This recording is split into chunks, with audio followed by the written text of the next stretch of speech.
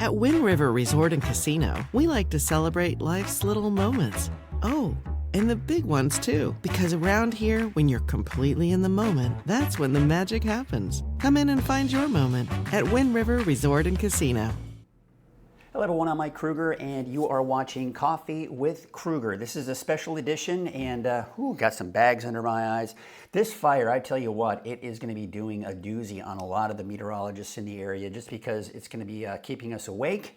We want to make sure that we stay on top of this fire so you can have all of the latest data and information coming in. I'm right now kind of loading up the chat session because what I like to do, one of the great things that we can do here with Weather NorCal is the fact that when we do these live updates, we can always get very interactive. If you're watching on Facebook, if you're watching on YouTube, you can actually type in a question, you can type in a comment, whatever it is, so we can all really interact with one another and make this even more effective when we're talking about the fire coverage. Again, this is Coffee with Krueger, made possible by Wind River Resort and Casino. This is a special fire edition. I'm not going to be focusing a whole lot on the actual fire, the weather itself. I mean, you may be talking about the fire weather, but Brian Wilson's filling in for me today, giving you the morning, noon, and evening update. And of course, he'll be here for the weekend for you to give you your weather updates as well. What the main focus of this morning's Coffee with Krueger is to really help give you a better idea on the latest on the fires, the latest fire perimeters, what we're doing with the heat signatures, all of that, and what we expect with the weather when it relates to that of the fires as well. And now we're going to be talking mainly about the park fire, right? That's the big one. That's the biggest one here in California so far for the season. And we're going to be talking about some of the other fires as well. So for those of you who are maybe still concerned about some of the other fires, we're going to be kind of diving into that as well. Like for everyone to kind of just check in this morning, see how you're doing. Give me a good morning, give me a hello. Just let me know that you're there. And of course, to let you know that you can hear me as well. Most likely, if you can't hear me, you are not, of course, I would probably be getting something in there. All right, so let's do this. Let's take a look now at, boy, I got to fix that camera angle. There we go. Thank you, Sophia. Good to see you this morning. All right, so this is actually a picture sent in by Kristen McKim. This is from her flight, I believe, to or either from Sacramento. I'm not exactly sure, but this is coming in from an airplane, and you can see the park fire and just how massive. These are what we call pyrocumulus clouds, and they mimic the characteristics to that of a thunderstorm. Brian Wilson, who's my weekend meteorologist, he's got a lot of experience. That's where most of the experience is in the Tennessee area, right? Where they get a lot of thunderstorms, and that's his area of specialty. In fact, he specializes in radar analysis and does an amazing job. And he has been kind of nerding out with me about the fire and kind of just how he's really just amazed at the characteristics that the fire is having and how it compares to that of a thunderstorm. And as he looks at the radar and sees all of the data coming in, he's absolutely amazed. So this has been an amazing experience for him to kind of take a look at these fires as well. This is another picture sent in to us by, let's see if we can get that in here. Let's get this going here. We've got another picture of the park fire sent to us by Amanda Jellison. And she said she sent this in from a dam, and I can only assume this is coming in from Lake Oroville. And you can see, again, just how massive this fire is. By the way, if you want to share your pictures of the fire or anything of that nature, do me a favor, download the free Weather NorCal app, and you can, from the Weather NorCal app, upload your pictures, and you're good to go. I tell you what, it takes seconds. By the time you push send, it's already in my weather computer. That's how quickly we get that. All right, let's do this. Before we get into some of the heat signatures and all that other stuff, let's take you to the latest coming in from the satellite. Now, what you're looking at here is the park fire. You can clearly see it's the outer perimeter of that fire now. A lot of the inner part of that fire has burned, and now we're seeing the outer perimeters that we're watching. Now, what you'll notice overnight, this is through the day. See how hot it's burning and expanding north, northeastward, and even a little bit to the northwest on the northwest side of the fire. All right, so you can see those yellows and bright yellows and even getting almost into the whites there. That's just to illustrate just how hot the fire has been burning. But if you look at overnight tonight, that's what we're looking at right here, and we look at the current image, look how smaller of a footprint that we're looking at as far as the heat signature. What this is telling us is that overnight the winds did die down. We're also seeing some good relative humidity recovery. This is allowing the fire to kind of relax a little bit, and it's not quite as active, clearly, as we can see right here. Now, what you'll notice here, the main heat signatures are on the northwest side of the fire and on the east, and really kind of in the central east side of the fire, even just kind of to the southeast as well. That's where we're seeing most of it burning at the current hour. Now, I also wanted to take a look at that, okay? And then now what we're going to do, actually, yeah, we're going to do that. We're going to take a look at, now we're going to take a look at the latest satellite heat signature. So you saw the outer perimeter of the fire where we're seeing most of the activity. Look where we're seeing most of the recent activity, on the northwest side and the east side of the fire. So the red is indicating this is about 6 to 12 hours old, a heat signature. The orange is over 24 hours old. That's where the fire started to burn. Now, if you look at the very southern tip, you see that's kind of a lighter shade of orange, kind of in the yellow. That's where the fire started. Then it moved northward in the areas of orange, and then over the last 12 hours or so, we've seen it expand outward, especially to the north and to the east. And that's what we're looking at with that. Now, what I want to do here before we get into the fire perimeters, we're going to take a look at some other things with the fire here as well. And I want to show you also what the plume of smoke looked like. Now, this is shortly after the fire started. You can see that plume of smoke. Let's get this in motion. And you can see as we go through the day yesterday.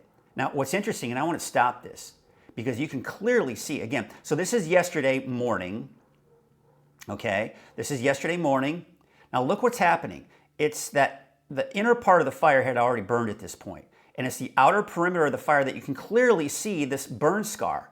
I mean, this, just to kind of give you an idea how massive this fire is, what I'm going to do here is I'm going to get on, there we go. You can see here, I'm going to draw. You can clearly see right here. I'm circling the burn scar. I mean, here we are. At this point, the fire is barely 24 hours old, if that. And we can already see a massive burn scar area. That's what we're looking at right here. And it's the outer perimeter of that fire, as you can clearly see right here, right? It's kind of doing this. It's burning outward that way. It's burning to the north, northward that way here. And you can see also kind of burning on that northwest side of the fire as well. So that's what we're looking at here for, this is yesterday, right? So that's kind of interesting. Let's see here, let's clear the drawing. Now we're going to kind of advance it here. And again, you can clearly look at that burn scar, like right before sunset. I want to show you here what it looked like right before sunset. Let's see if we get that in there. Oh, all right. Well, it's kind of lagging a little bit. There we go. Whoa. Oh, shoot. Oh, I see what's happening. I'm just adjusting the speed. Let's get to, here we go. All right. Oh, look at this too. You can see a massive pyrocumulus cloud right here. I'm going to go ahead and draw a circle around that. Look at this right here. This little big white plume of smoke, that is when there was a massive just kind of blow up of the fire, and that heat just rose very quickly, much like that of a thunderstorm. You get this massive updraft, and that massive updraft creates a pyrocumulus cloud, and you can clearly see that towering cloud right there. So just, I mean, again, just showing the intensity of this fire. Then you can see here as we, oh, I'm doing the speed again. We're going to take a look at another. So we saw the one that I just drew for you. There's another one that popped up. I'm going to draw it on this one here. another, it's not as big, but another pyrocumulus cloud that popped up here. So we're seeing it in different parts of the fire where we're seeing those pyrocumulus clouds begin to build up. But once again, as we get closer to sunset, look at that. So this is right at around sunset. Look at that burn scar area right in there. I mean, again, this is going into 36 hours old when we're looking at how quickly this fire spread and grew. And you can see that right here. So that is, again, just kind of showing you how massive this fire is. Here's the thing, we all know now, it's in the headlines, right? That this was a man who was arrested, who was pushing a Ford down, I think it was a Toyota Yaris, I believe, down a hillside. It was burning, and that's what started the fire. Unbelievable.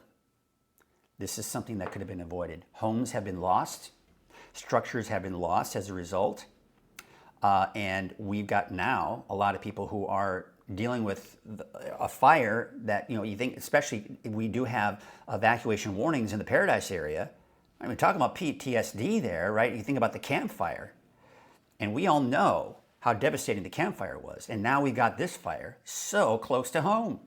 And we just, it just chaps my hide that this is exactly what happened.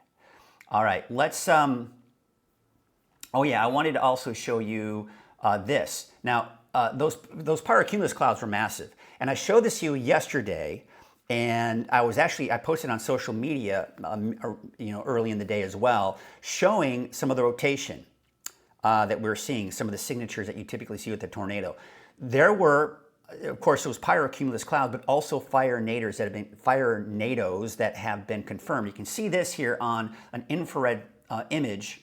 If you look to the left side of the screen, you see that kind of that line that kind of goes up from the ground, and then it looks like a fire line, and then it kind of goes up from there. That's a fire nado, folks. And we saw most likely several of those.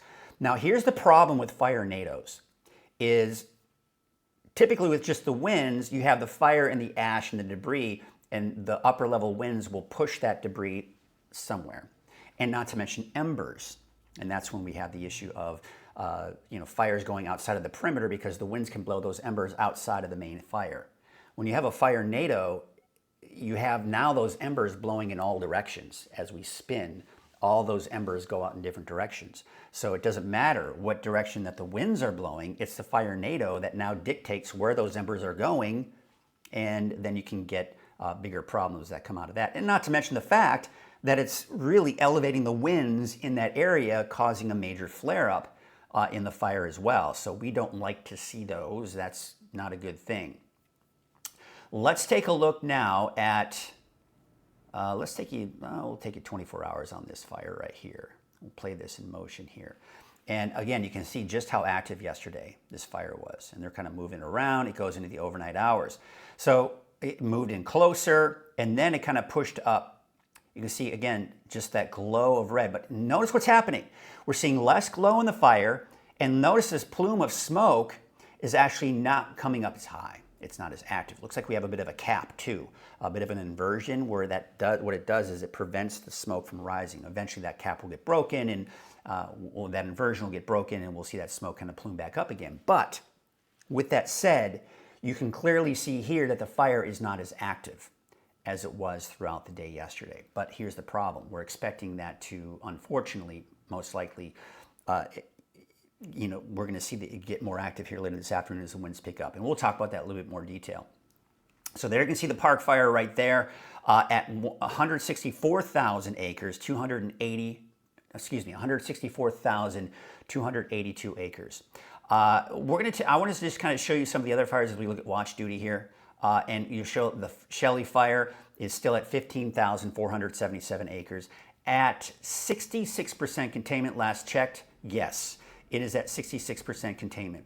We take you out to the Hill fire, 7,111 acres, now at 17% containment. I believe that has changed since I updated my map, so we'll have to kind of have to mention that, 17% containment. The Pipeline fire, 100% contained. For those of you who live in Trinity County, you're probably concerned about that yesterday. Good news is they were able to get containment on that fire.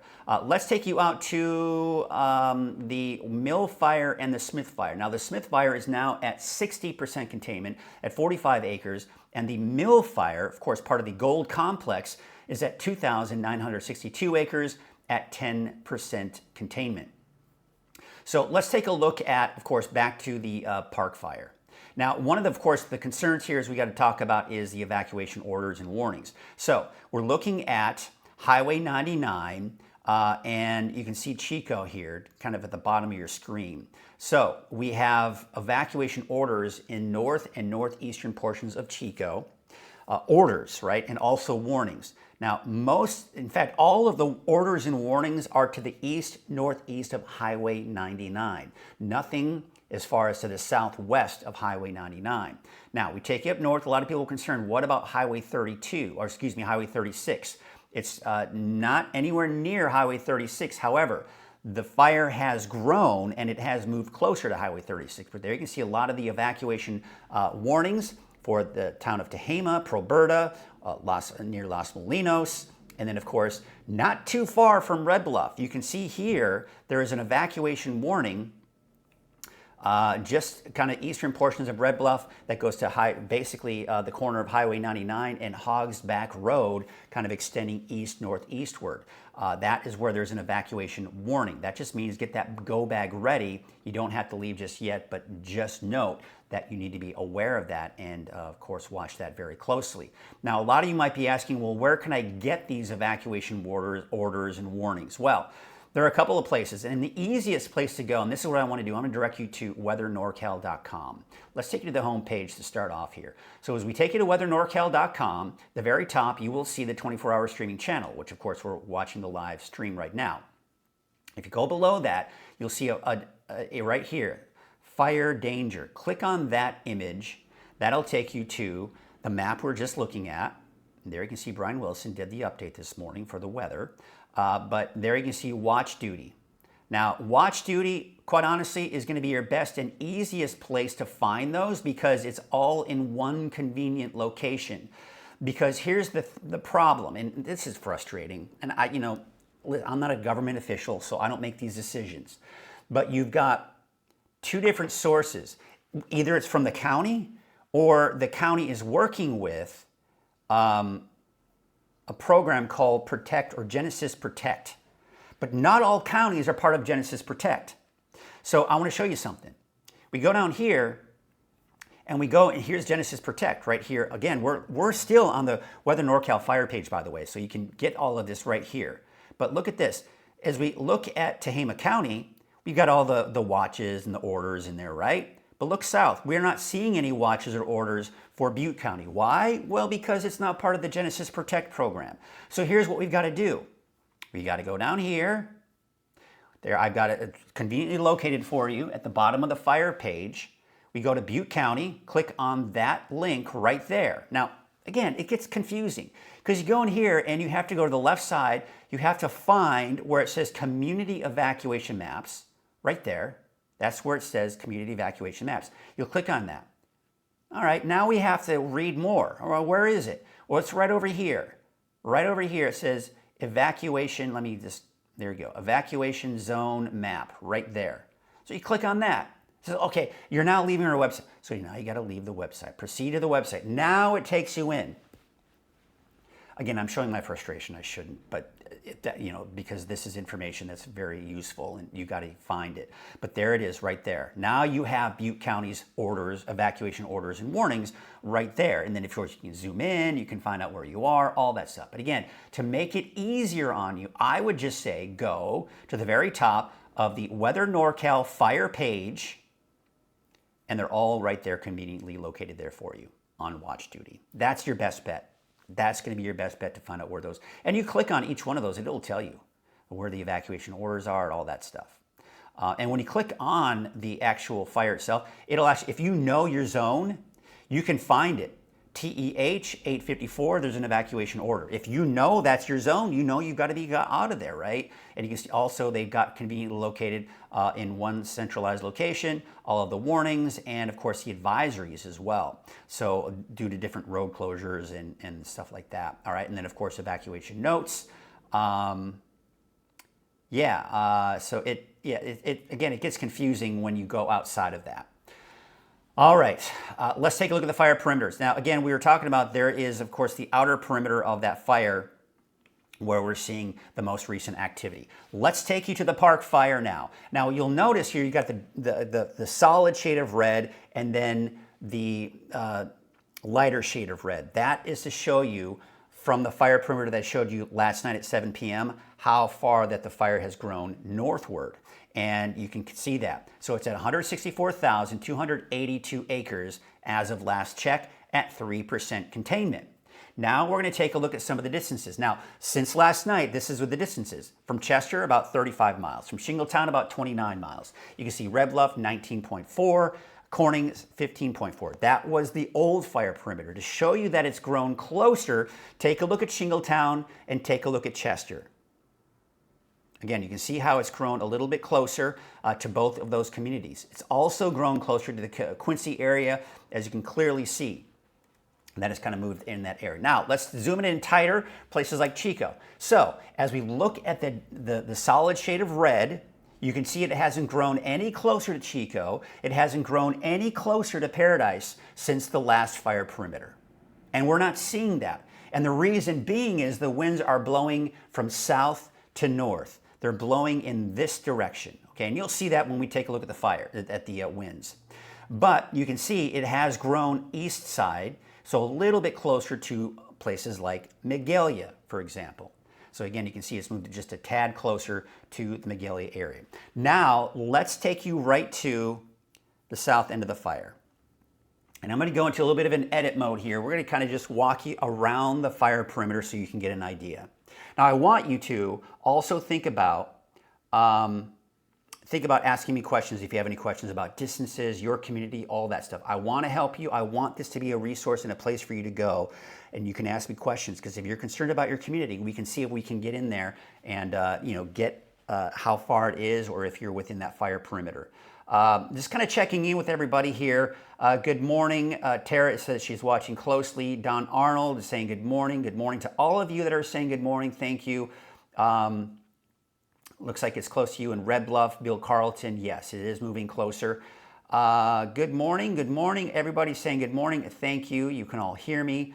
I've got everybody just kind of checking in. That's great. The size comparisons against the other fires. Yeah, I mean, it's absolutely, it's amazing. This is the largest fire so far this season in California. I'm so glad you have all of the fire info and evacuation in one place for us to see. Thank you. And that's, again, from weathernorcal.com on the fire page. What is the distance now from Highway 36? That, of course, has been the big question last night, and, of course, will probably be the big question again this morning. How far is it? We're going to get into that here in just a second. Good morning. If you could, what is the distance from Lake Macomber? Okay, Sean, we'll take that into account as we're looking at this. All right, let's get you over to the fire now, and we're going to take a look at some distances. Right now, you can see here, there is Highway 99 and Highway 32.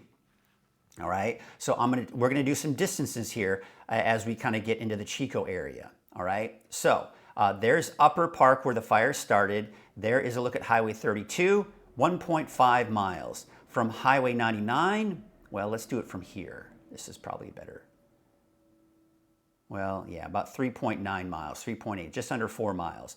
We take you to Esplanade, you're about 4.7 miles. Nord Avenue, you're about 5.6 miles.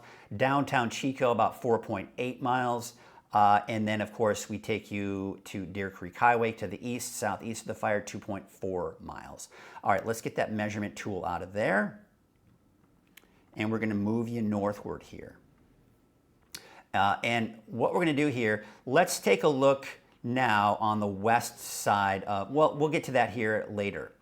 Let's take you northward. So again, you can see the lighter, see how you have a little bit of transparency in there instead of the solid red? The transparency is the latest fire perimeter And that is showing the growth that we've seen on the east and even southeast side of the fire. So right now, you can see it is hugging Highway 32 on Deer Creek Highway.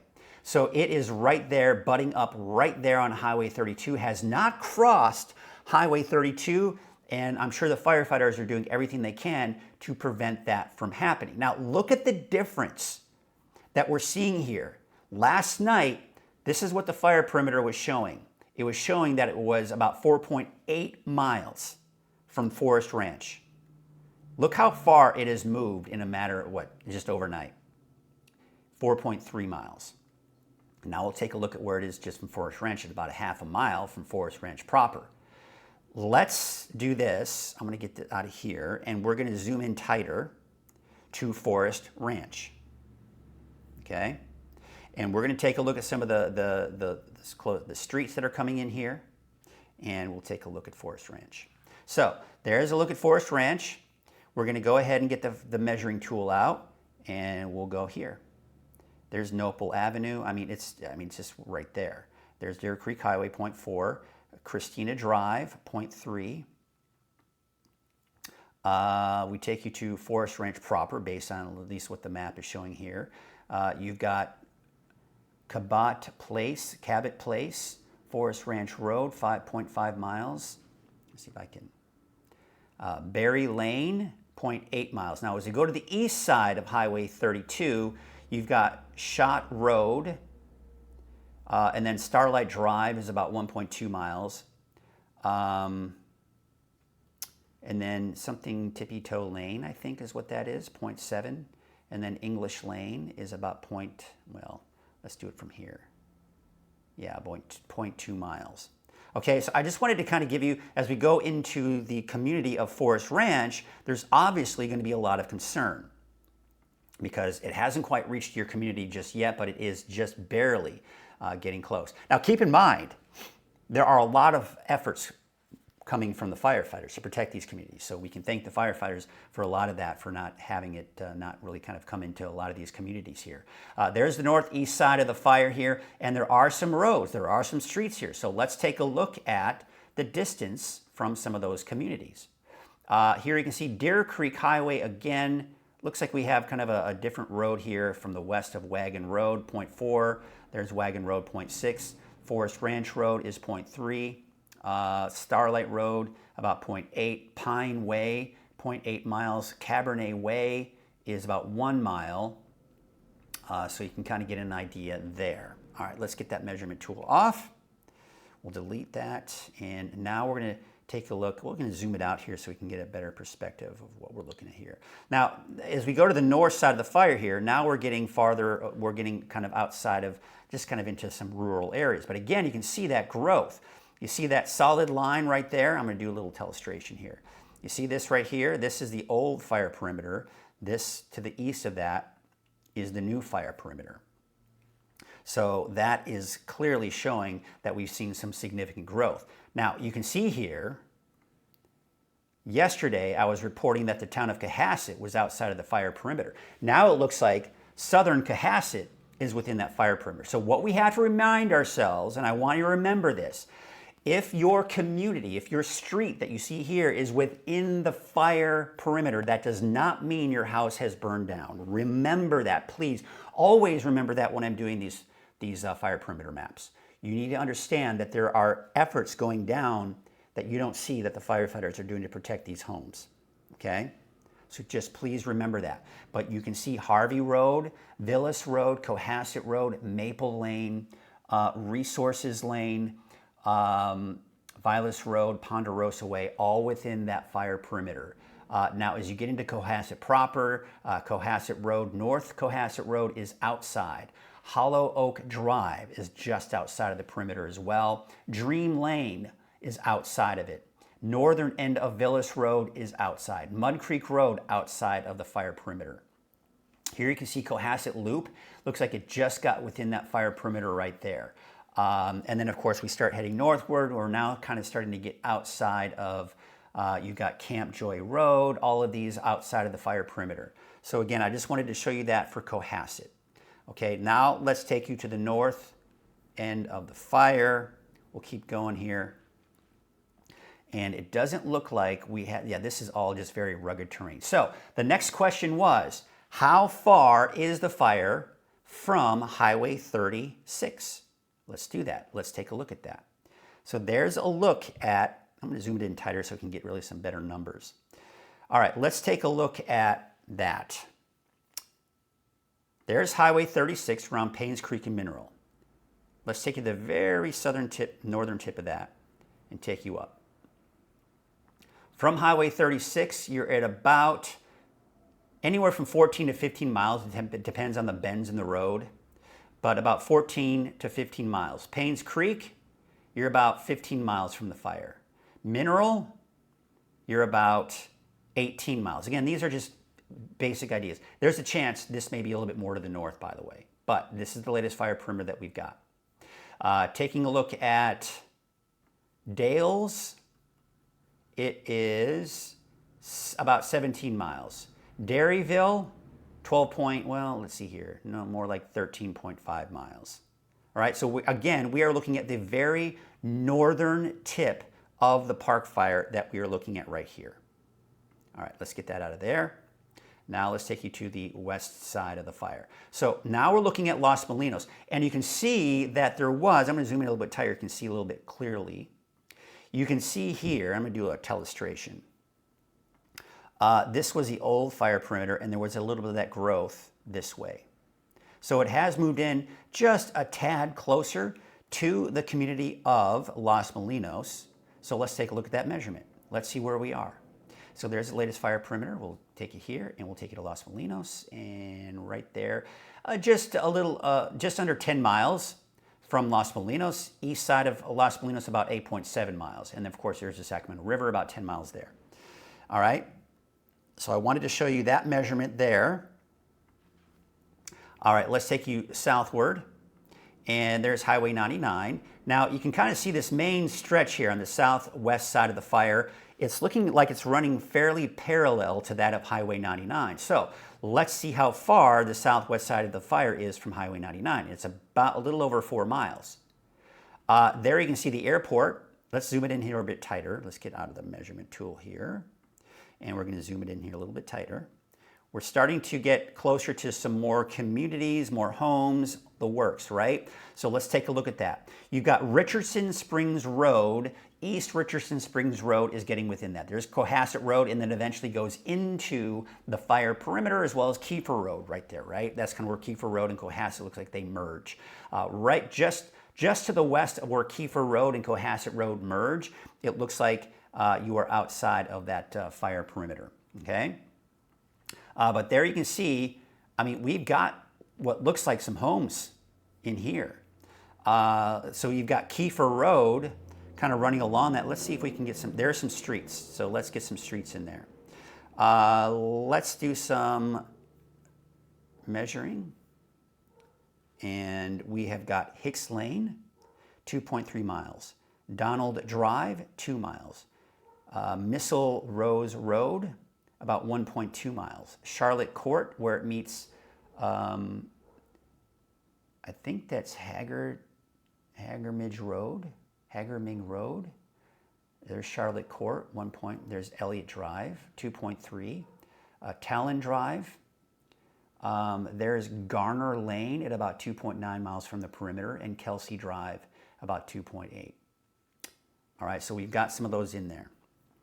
Let's move the camera a bit and give you an idea where let's kind of zoom out here, because the thing is we're getting kind of too close and it's not showing up a lot of the roads here. So you can see here, Cohasset Road. I'm not exactly sure, this looks like something industrial that we're looking at here, so let's take a look at that.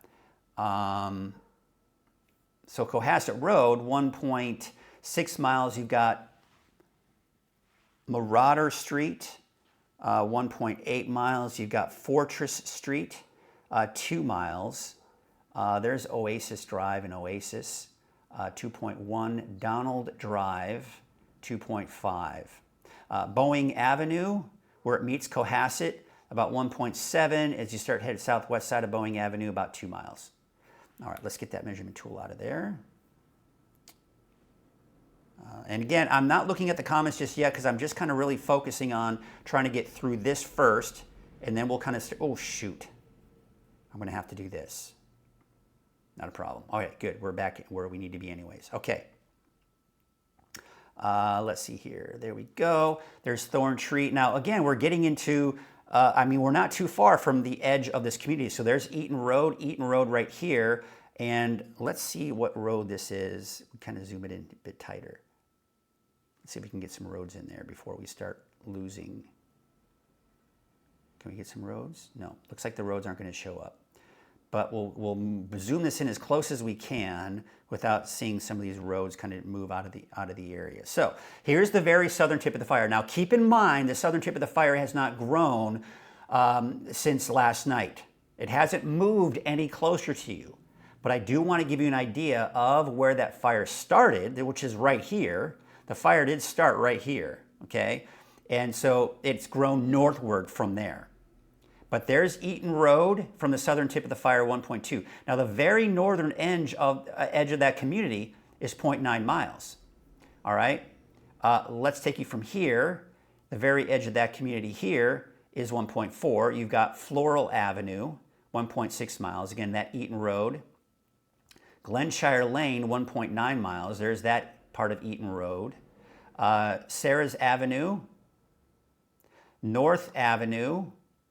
There's Cohasset Road here. There's Burnap Avenue, White Avenue, Lily Drive. Just keep a close eye on the number there, the 2.7 miles.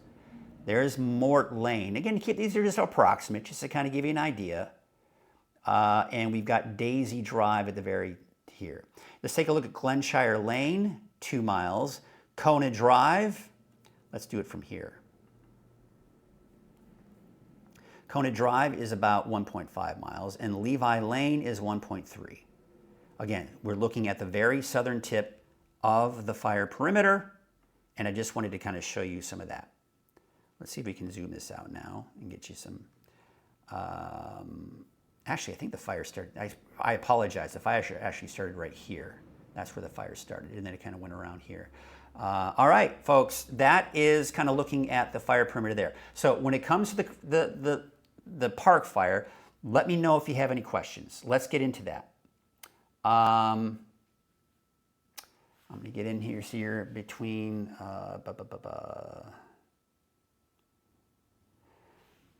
okay. Let me just kind of keep going through some of these here.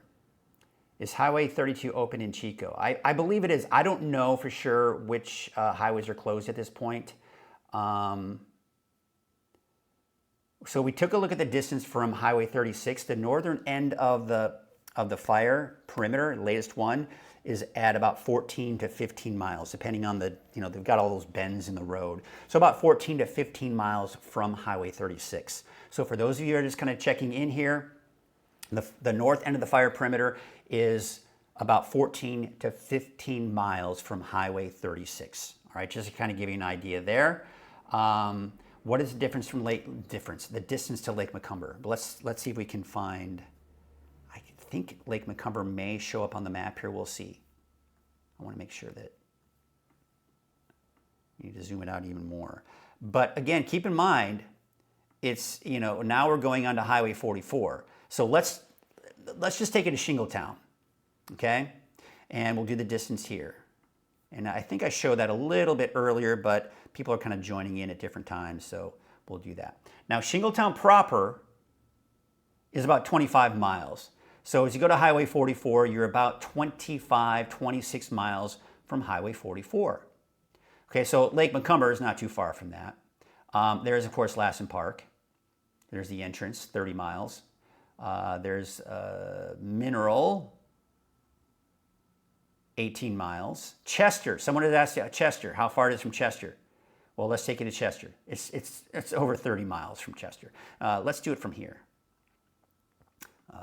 Oops, wrong. Let's do this. I need to move the map a little bit.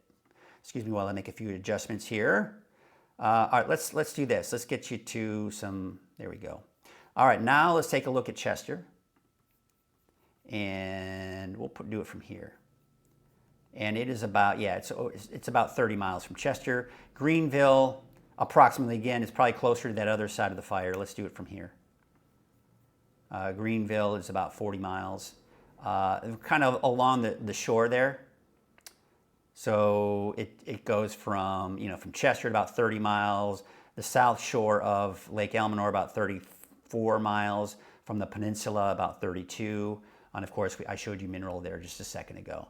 All right, so that should hopefully answer your questions about that. Let's see if there's other questions here. Is Highway 32 open in Chico? I believe it is. It should be. If it's moving north to northeast, isn't Red Bluff west of the fire? It is. You're right. Red Bluff is actually to the north and west of the fire. You're correct. Let me get that measurement tool out of here. Let's get you some perspective here. Delete. So there's Red Bluff. Red Bluff is right over here. Right there is Red Bluff, okay? And there's the fire.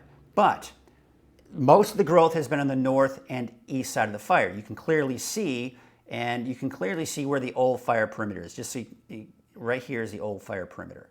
So we have seen some growth on the very north end of the fire. We have seen some growth to the north and west, but most of that growth has been north, and most of that growth has been to the northeast. Okay, but there has been a little bit of that growth to Red Bluff. So just in case you forgot, and of course I can't remember, I've been doing so many different distances here, let's take a look at how far it is from Red Bluff proper. Red Bluff proper, it's about 18 miles. There you go, 18 miles. Okay, the old perimeter, when I was reporting this last night, it was at about 20 miles. So it's grown about 1.5 miles to 2 miles closer to Red Bluff. Now again, keep in mind, we're seeing less activity out there this morning, but we'll probably see begin to amplify again, unfortunately, as we go into the afternoon hours. All right, let's take it back. Let's leave you with the new perimeter, just so we can take a look at some different. All right, how fast is it moving with this wind? Do you think it will get to Anderson? At this point, I can't tell you exactly how fast it's moving because it's all wind driven is essentially what we're looking at here. So I'm going to answer your question here, Jim Carr. We're going to take a look at how far it is from Anderson. There's Anderson. Let's get the measurement tool out for Anderson. All right. There it is, 31.2 miles, so about 31 miles. From Reading proper, it's about 41 miles, okay? So we're still a long, long distance away, just to kind of give you an idea, okay? Let's see if there's any other questions here. It looks like there are. Of course, we mentioned Chester. Any chances of this reaching Reading? There's always a chance, right? I can't sit here and say, no, it's not going to reach Reading because fires are unpredictable. If this fire grows massively, which it could, especially with the way it's been growing, there's a lot of fuels out there. We certainly can't take it out of the order, but I'm not going to sit here and say with complete confidence that yes or no, it's going to reach Reading because there's no way of knowing that just yet. You know, like when we look at the long-range forecast models, we say, oh, 10 days out, it's going to be this temperature or this is going to happen. And then things change between that time frame. And that's exactly what happens with fires, is we can have an idea, but things change. It may change. The winds can change direction at a moment's notice. Instead of moving to the north, maybe the winds will blow to the west or to the east or south. Then we've got other problems that can come out of that. So I hate answering questions like that because you can't know for sure. Okay, so I'd say at this point, just don't worry about it. Don't worry about it until you do see it start inching closer and reaching closer, and just keep an eye on it. Remember that today it's 31.5 miles from Anderson and about 10 miles farther north from Reading. Okay, so just kind of watch that. Keep that in mental note. Yes, what about Paynes Creek area? Paynes Creek should show up. Delete. You'll have to forgive me. Yeah, I think, oh, there's Paynes Creek. I think I did that a little bit earlier, but let's just kind of take it just to kind of in case we didn't get to it. We'll do it from here. Paynes Creek, 15 miles. That should answer your question, Robert.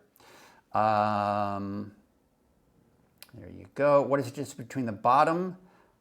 So, Sherry, what is the distance between the bottom and the top of the fire? Oh, you want to know kind of the... That's a good question. That's interesting. Let's take a look at that. To kind of show you how big the fire is. Let's delete this. All right. There we go. All right, perfect. Let's do the measurement tool. So from the very bottom tip of the fire to the very top of the fire, you're at about 25 miles. Let's do west to east. We'll kind of do this. You're talking about almost 13 miles. So 25 miles by about 13 miles is what we're looking at. Very interesting. Good question, Sherry. Great question. This is why I love having this interactivity, folks, because you can ask questions. You can ask questions that are like, I didn't even think of that. I would have never thought to, take a look. It's about 25 miles from north to south, end of the fire. Great question, Sherry. Thank you so much. Ask your questions. Ask away. How far from Red Bluff? Of course, we talked about that a second ago. Let's take a look at that. 18 miles. And again, I may be repeating myself. You may have definitely smelling smoke today, probably. Let's see here. Thank you. Firms is showing 9.3 miles away from Highway 36. Interesting. So keep in mind this fire perimeter that I'm looking at. So Firms, F-I-R-M-S, I forget exactly what that stands for, is going to have a more recent fire perimeter.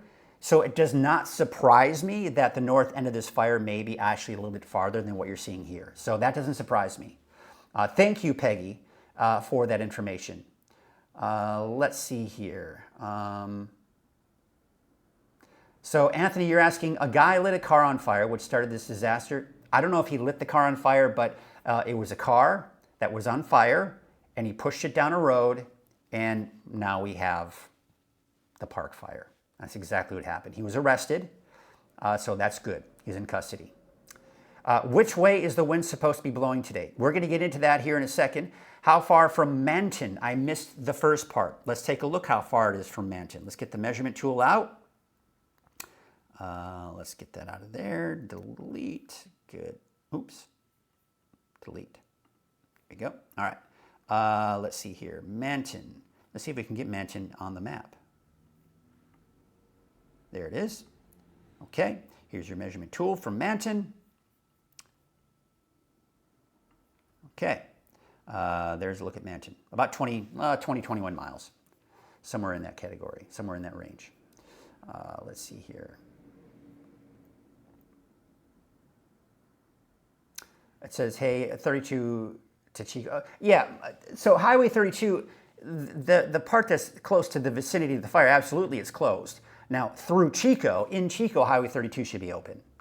Let's see here. The wind today, we'll get into that. How far from Manton? I just did that. In fact, it's right there on your screen right now.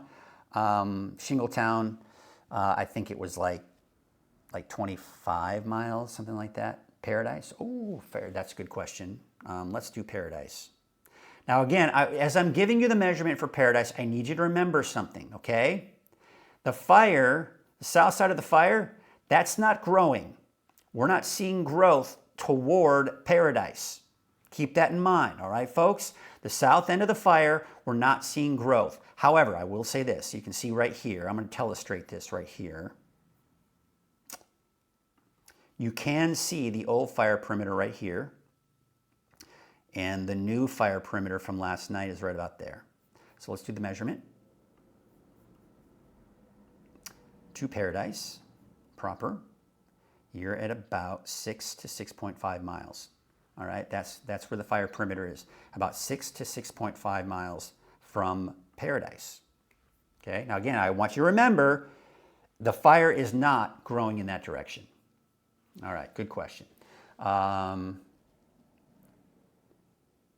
We got Curtis, one of our regular viewers, by the way. Good morning from 7 miles west of Red Bluff, following the fire pretty close for the next couple of days. Winds will dictate its behavior. Be safe, everyone. Absolutely. Cottonwood. Cottonwood. You're asking where it is from Cottonwood. Let's do that. I got to get out of here. Delete. Let's see here. We'll have to zoom out a little bit here. A lot, actually. There's Cottonwood. Let's do your Cottonwood measurement. And about 28.5 miles. There you go. We did Paynes Creek earlier. Do you have a resource for a go bag? We could probably Google that real quickly. Has the fire moved closer to Paradise? No, it has not. Looking for that checklist. I think that's probably what she's asking. Very much appreciated, yes. Good morning from Paradise. Good morning, Rebecca. Yeah, you're watching from Paradise. I'm sure you were affected by the campfire if you were there during the time of the fire. Replying to Crispy, yes, oh, you're asking you don't know how to prepare. Good morning from Oroville. There's your, okay, Jan. Thank you, Jan. So, JM Carr, here's what I want you to do. Go in the comments section. Jan Henderson has graciously provided a link for you to do a Google search, the go bag, the checklist, all of that. Okay? So there you go. I should probably, now that I think about it, I should probably make a graphic for that. That's important. And Rebecca, Christy Kaufman said you can go to ready.gov and it also has the information for your go bag. Yesterday in Paradise and McGilly was very unnerving. Today it looks much better. Good. I'm glad you feel better, Rebecca. That's what I like to hear. You know, a lot of you get nervous, but I'm glad that, Rebecca, you can take a look at the situation and go, hey, it was kind of scary yesterday. It was all new information. The fire was growing, right? But now you can see the data and you can go, oh, for now I can rest easy. Everything's okay. But you still can't let your guard down. We cannot at any point, I want you to understand this, we cannot at any point, especially this fire in the current state it is now, we cannot let our guard down. Please, friends, know your zone. You're right, Christy. Know your zone. Smoke over Shasta Lake and wind coming from Reno. Yes. Let's get into the forecast now. And I'm not going to talk about the forecast highs and what you can expect. That Brian Wilson has got you covered there. He's filling in for me today with that. Let's do this. We'll go in here. There we go. And we're going to take a look at the forecast because we've been focusing so much on, which is fine, and I'm glad to do it. We've been focusing so much on the actual, what's going on here. Quick reminder, Coffee with Krueger is made possible by Wind River Resort and Casino. At Wind River Resort and Casino, enjoy friendly service, a wide variety of specials and promotions, plus all of your favorite slots and table games. Okay, let's get into the smoke forecast to start off with. Now, you'll see here at noon today, you're looking at some very dense smoke, extremely dense smoke, north of Chico all the way up to Bernie. It is a little smoky, you can see here, even by the noon hour for Redding, maybe not as much for Red Bluff. Then we take it about 5 o'clock in the afternoon, very dense smoke east of the valley into Bernie, Aden, El Turris getting in on some of that smoke. Looks like Chester may get a bit smoky as well. Then it starts to drift westward tonight.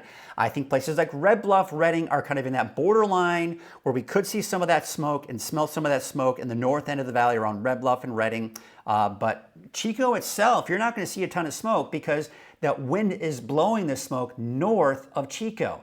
But there you can see in southeastern Siskiyou County tonight, a good portion of Modoc County, northeastern Shasta County, northern Lassen County, very dense smoke. Now as the winds die down Saturday morning, we're going to start to see a little less smoke. And then we'll kind of see a repeat of what we're seeing today. You see how the smoke moves northward, it kind of drifts. In fact, we may even see more smoke from places like Redding and Red Bluff by tomorrow night. Reminder that there is a red flag warning until 8 o'clock tonight for Modoc County and the other areas until 11 o'clock tonight, mainly due to the gusty winds and the low relative humidity out there. All right, let's take a look at the forecast winds and the wind gusts. This is something I've been talking about the last several days, even before the fire started, and the main concern was we're still seeing the typical trend where we see breezy conditions in the afternoon, but instead of breezy, it's also very windy, and it's a little stronger than we're seeing here. So you can see the fire perimeter there at the bottom, right there north of Chico. This is noon today. We're starting to see some green show up on the map. The winds at noon are basically blowing due north. So that would be the direction that the fire would most likely spread. Now notice, this evening, 5 p.m., winds are still for the most part due north, maybe a little bit to the north and west. And we're seeing the winds pick up. You see the green? That's getting in the 20 to 25 mile an hour range, and those are gusts. Then we go into tonight. The wind's still very strong, even at 10 o'clock tonight. Now we could see a shift from southeast moving its way to the north and west. And we're talking on top of that 25, 30 mile an hour gusts. So the winds will probably pick up, unfortunately, this evening. We may eventually see the fires flare up a bit. Then we take you into tomorrow morning. The winds calm down. This is good news. Winds still not that strong, even at noon tomorrow, but they pick up north-northwest at about 20, 25 mile an hour gusts. That's Saturday afternoon. Saturday night, the wind's blowing west-northwest, but not very strong. And then fairly calm winds to start off Sunday. Sunday afternoon, yeah, the winds begin to pick up again, mainly to the north, a little bit to the north and west on Sunday. So the main takeaway from looking at this wind forecast is that the winds, for the most part, will be blowing from south to north and at times to northwest. Okay, just kind of keep that in mind. Now, we take a look at the humidity levels. Let's get that going here. Very dry, 9% in Chico, and it's probably going to be even drier than that around the fire. Now, here's the good part. Tomorrow morning, we're seeing some very good relative humidity, even around where the fire is. Look at that, 74% relative humidity tomorrow morning. But then it dries out again, but not as dry tomorrow as it is today. This will help. Believe it or not, from 10 to 20%, that helps. Any amount of moisture we can put in the atmosphere, the better. But it's still dry. 20% is still very dry. Good humidity recovery again Sunday morning. Sunday afternoon, it dries out again down into the upper teens to low 20% range. But again, it looks like conditions are improving slightly as we go into the next 24 and 48 hours. In fact, this is an in-house forecast model. What it does is it takes a look at temperature, wind, and humidity. Now today, because the temperatures are still about 100 degrees, we've got high fire danger. But look at this. As we go into Saturday, we're in the moderate fire danger. And the reason being is the temperatures are dropping. We're only going to be looking at highs in the low 90s, even upper 80s on Saturday. That is huge, folks. That is huge. When the temperature drops, that makes a big difference. However, again, it will still be breezy, borderline windy out there, and it will still be dry. So again, that still means the fire danger is going to be elevated. And then look at Sunday. Again, the same situation. The temperatures are going to be much, much cooler. All right, folks, that is pretty much going to cover it. We'll take one last look at that is the park fire that we're looking at there. I'm going to take one last look to see if there's any questions coming in from you, but that was kind of a look at that. Anyone know how to set notification for when this page goes live? You should just go to, I'm going to go into my app. I don't think, the first thing is when you, so there isn't anything within the settings of the app itself. You've actually got to go in the settings of your phone and then find the app that you have downloaded in your phone and then allow for notifications. I know that's how it works for the iPhone. So if I go into settings here, I go into the notifications section. I then go down and I find Weather NorCal. It's way down because it's alphabetical. And yes, all right. So if you're watching and you're on an iPhone, let me do this. Let me go to a full screen here. Okay, so here's what I'm gonna do. Here's the settings. I'm tapping settings. Settings right here. Now, if you go down, if you go into settings, what it will do is it'll, oh shoot, here we go. All right, so if I tap settings, okay, there's settings. Now what you'll see here, see where it says notifications? Tap on that. Now, on notifications at the very top, you'll have all of this, right? Scroll all the way down because it's alphabetical. You're looking for Weather NorCal. There it is. See Weather there's Weather NorCal, right? You go here, tap Weather NorCal, and there you can see you can toggle on all the different things. What type of notifications? You want banners, you want notification center, you want it on the lock screen, sounds, badges. You do all of that. You toggle. See how the green is on? I've got them all on. I'll get the sound, I'll get the badge, I'll get all of it. So make sure you have that. So when I go live, I always send that push notification. You can do that. I'd be willing to guess it's probably the same for the Android. I don't know. I've never had an Android phone in my life. Sorry. I'm an Apple guy. Let's see here. Smoke over Shasta Lake and wind coming from Reno. Anyone know how to set notification? I just showed you that. Okay, good. I just answered that question. Thanks, Mike, for your detailed coverage. It helps everyone to be prepared. Yes, absolutely. We all highly appreciate it. I'm glad. Thank you all so much for the thank yous, all of that. You know, I am on vacation. I don't want to give me a boohoo type of thing. This is why I'm here. This is why I started Weather NorCal, folks. Because you can get the extensive coverage that I'm known for when it comes to fire coverage, getting a really in-depth detail on those fire perimeters. Now, here's what I want you to do. If you're watching this, you're going, oh my gosh, I missed it all. You can replay it on Facebook, or you can go to the website. I'm going to show you something here, because I have this recording. You can go to the website. Let's get in. This gets a little tricky. Why is it not showing me this? There it is.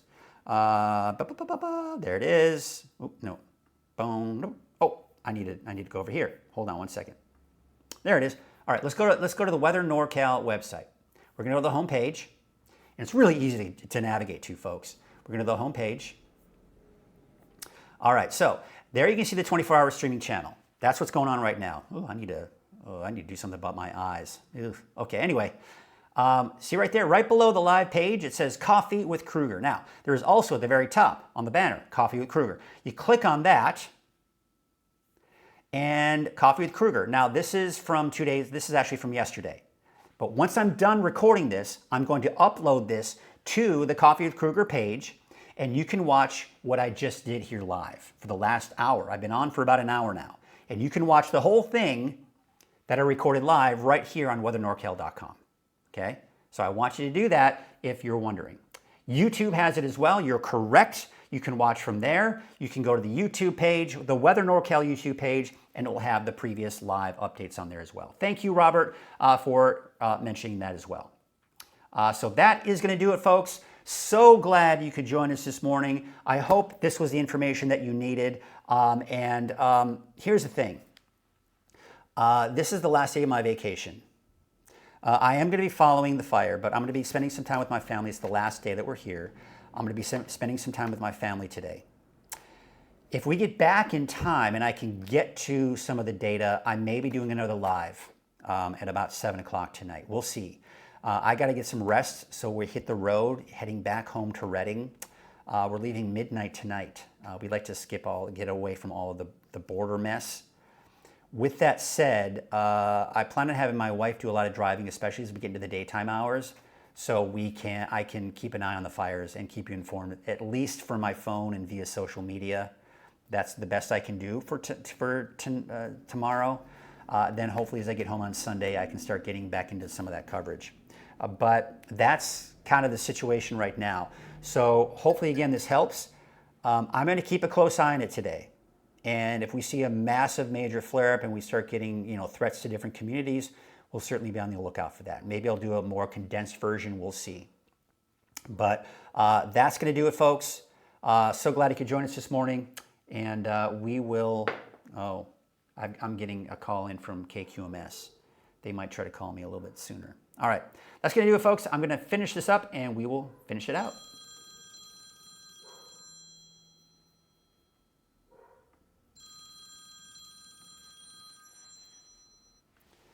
Good morning. Hello, hello. Can you hear me? I know you had some trouble getting me, right? Yeah. It's weird because it's just silent for a long time. The caller you're trying to reach is not answering. It wasn't in Spanish, was it? I was kidding.